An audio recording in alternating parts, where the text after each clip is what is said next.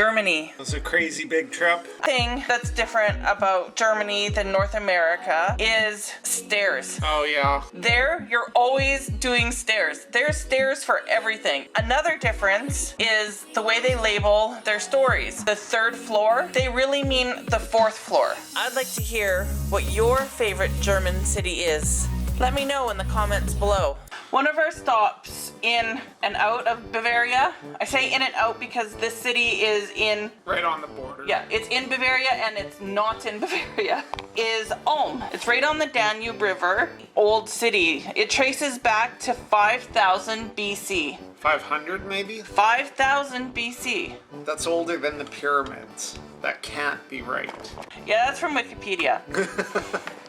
Officially, the city was founded in 850 with all these different areas because they used to separate. If you were a fisherman, you lived in your own fisherman area. If you were a baker, you lived in your own baker area, and a baker couldn't marry a fisherman. You had to, like a whole Romeo and Juliet thing. How'd you remember all that? Because it was like a whole Romeo and Juliet thing.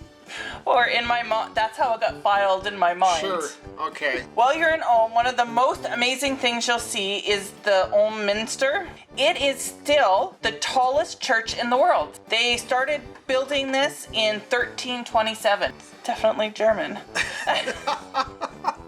Not only can you view the church from the outside, you can go in, but you can climb to the top of the spire if you aspire to do that. It's a mere 768 steps to the top. Portly travelers don't do that kind of thing. I have my limit, 250. There was a market out front of the church when we were there, and they had hot nuts.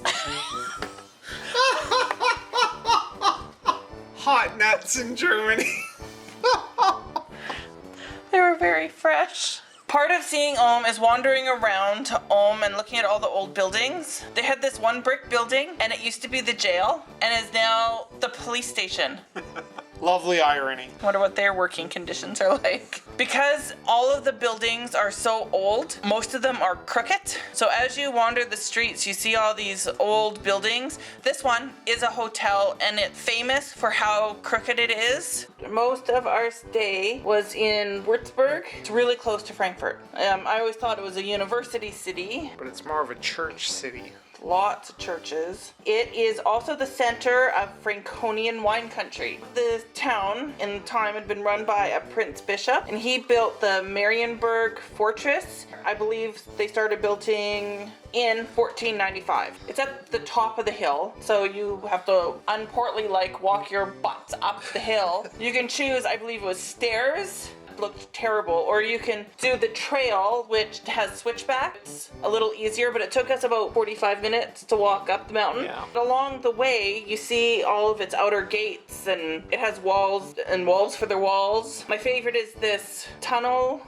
Entrance, chokepoint, murder gate. Murder gate. Some of this fortress may look familiar because in 2011 it was in the Three Musketeers movie. This here was a horse bath. Thought that was kind of cool. I had never seen a horse bath before. Once you do get to the top, you get these amazing views of Würzburg. The main river is the river that runs through Würzburg, which is also part of the Romantic Road. They have this beautiful bridge. It's a lot like the one in Prague, the old main bridge, and they started building it in the 1400s. The statues are all of saints. Another city we stopped at along the Romantic Road was Rothenburg, and it is a medieval walled city founded in 1170. The city is built on a hill, so we went in the gate at the top of the hill, and it was beautiful and picturesque, but at the back of my portly mind, I was thinking you're gonna have to walk your ass back up. Along the way, you can stop for iced coffee. If you're gluten-free, make sure you ask for your iced coffee without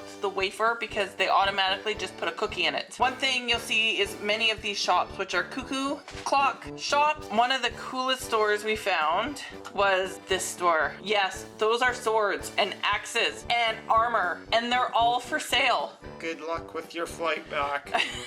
So once we got to the bottom of the hill and saw most of the city, you can go up a few steps and walk the wall. You can walk around the whole city on this wall. Just like you see in medieval movies. It looks narrow, and where the stairs are coming up, it does get a little narrow, but it was safe and it was fun and great views of the whole entire city from up there. Another stop we made along the romantic road was to Neuschwanstein Castle. Disney based their castle off of this castle. It was built in the late 1800s by King Ludwig, but he died before he could finish it. The castle has running water, which wasn't really a thing In the 1800s. in the 1800s. He built the castle against a mountain. Gravity would force the water through the pipes. He also had a furnace system. Neuschwanstein was beautiful. It was in just this breathtaking spot in the Alps. Once you get your official ticket, you then have to make it to the top of this mountain because we're at the bottom. And you could choose to walk an hour up to the top. And that's an hour if you're in shape. It'd probably take us, we wouldn't make it. Not a portly traveler thing to do. But for like €5, you could go on a horse buggy with other people. We obviously chose the horse buggy. And I have to say, as we were passing all of those unportly people walking up the mountain, they all had a look of desperation, like they wished they had spent the €5 to be in the buggy. So the buggy takes you 3/4 of the way up the mountain. Nothing's perfect, apparently. Nothing is portly enough. So you have to walk the last 15 minutes. It wasn't bad. There's lots of scenic spots to stop and take pictures and make it look like you're not out of breath and just as in shape as everyone else around you. Halfway up, they have hot mulled wine. The hot mulled wine was a good stop. And once you get there, this huge, beautiful archway opens up and you go into the courtyard. And once your number's called for your reservation time, you get to go in a group and you walk up probably about 100 stairs. I was at the front of the line and I'm thinking, are we gonna get to the top before I die?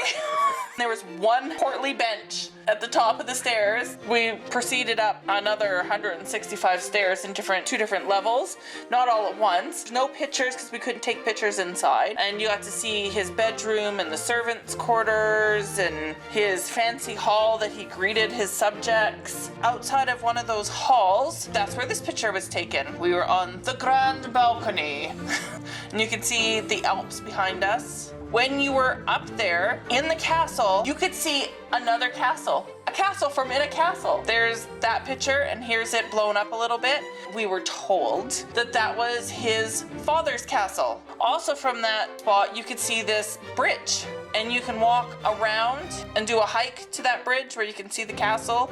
From there, once you're done your tour, you have to walk down, I counted, approximately 265 stairs. In and around Bavaria, we went to a lot of Gast houses, I think they're called. Really good, high quality German food. I never had problems finding gluten-free food. If it wasn't on the menu, the waitresses all knew exactly what I needed and what it was, and I never got contaminated once. Surprisingly, Germany was really great for gluten-free. They even had pretzels for gluten-free. If you can handle gluten like me, the normal pretzels are amazing. The Weiss beer is amazing. Trevor would order a beer. He'd get like a liter. That was just a glass of beer. And I would order sparkling water and I'd get like 200 mils. And mine cost double what Trevor's beer cost. No one gives out tap water. Another difference between Germany and Canada is in Canada, you go to a restaurant and for free, you can drink as much tap water as you want. Yes, it's a better country for beer drinking. They have laws about things like pork sausage. Generally, every sausage we ate there, every bratwurst of any kind, they were gluten-free because they're no filler. They're just full cuts of pork seasoned in a casing. This one place we ate at, Trevor ordered Rosenplatt, I think it was called. like a large pot full of meat and spatzel. Spatze is a German noodle. It was like, ended up being 3 plates full of food. It was great.